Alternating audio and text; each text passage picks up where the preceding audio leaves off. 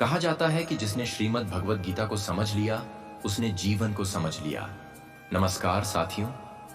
वैसे तो श्रीमद् भगवद गीता का प्रत्येक शब्द बहुत ही महत्वपूर्ण है और संपूर्ण मानव जाति के लिए कल्याणकारी है, क्योंकि भगवद गीता साक्षात भगवान श्री कृष्ण की वाणी है, जिसे स्वयं भगवान श्री कृष्ण ने कुरुक्षेत्र की युद्ध भूमि में अपने श्री मुख से धनुर्धर अर्जुन को सुनाया था।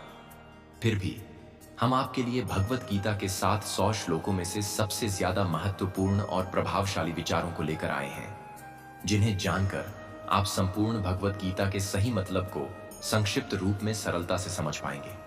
साथियों, अधूरा ज्ञान हमारे जीवन में कभी भी उपयोगी नहीं होता, बल्कि हानिकारक ही होता है। इसलिए इस गीता ज्ञान को पूरा अंत तक सुने और इन अत्यंत महत्वपूर्ण विचारों को आप हर रोज सुबह और रात में सोने से पहले अवश्य सुने।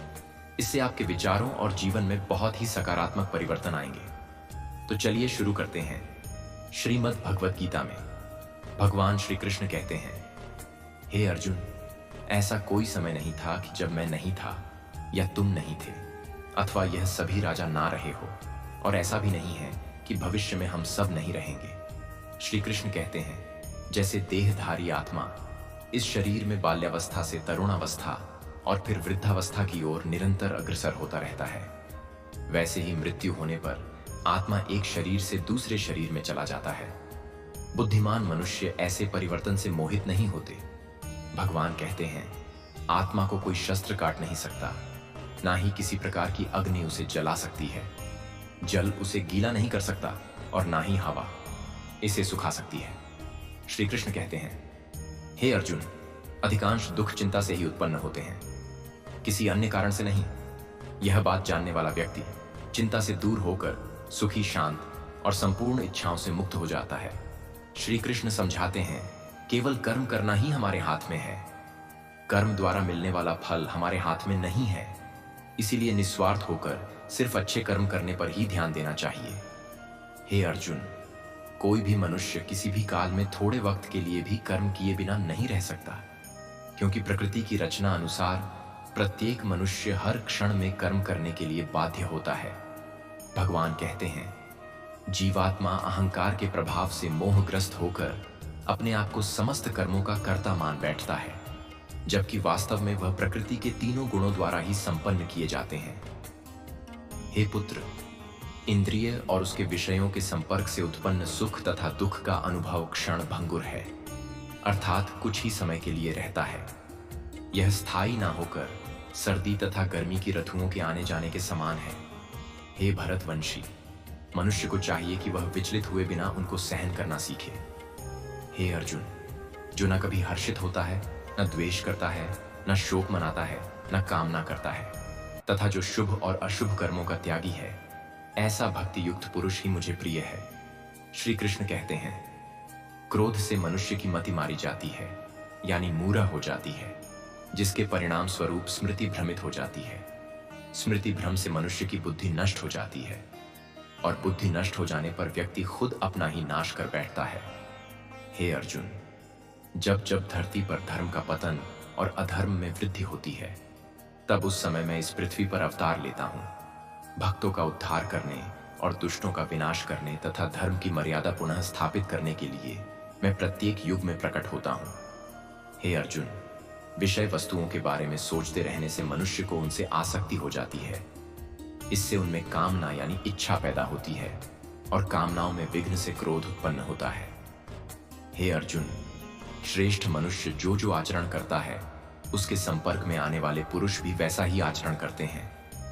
वह जो कुछ भी प्रमाणित कर देता है, समस्त मानव समुदाय उसी के अनुसार कार्य करने की कोशिश करते हैं। श्री कृष्ण कहते हैं, तुम आध्यात्मिक गुरु के पास जाकर सत्य को जानने का प्रयास करो। विनम्र होकर उनसे ज्ञान प्राप्त करने की जिज्ञासा प्रकट करते हुए ज्ञान प्राप्त करो और उनकी सेवा करो। ऐसा सिद्ध संत तुम्हें दिव्य ज्ञान प्रदान कर सकता है, क्योंकि वह परम सत्य की अनुभूति कर चुका होता है। हे अर्जुन, जो आलस करते हैं उन्हें विद्या नहीं मिलती। जिनके पास विद्या नहीं होती वह धन नहीं कमा सकते। जो निर्धन होते हैं उनके मित्र नहीं होते, और मित्र के बिना सुख की प्राप्ति नहीं होती। श्री कृष्ण समझाते हैं, ज्ञान विनम्रता देता है और विनम्रता से व्यक्ति सुपात्रता की ओर जाता है।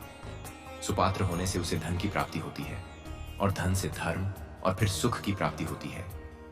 हे अर्जुन, सच्चे ज्ञानी महापुरुष एक विद्वान ब्राह्मण गाय, हाथी, कुत्ता और चांडाल को अपने दिव्य ज्ञान के चक्षु द्वारा एक समान दृष्टि से देखते हैं।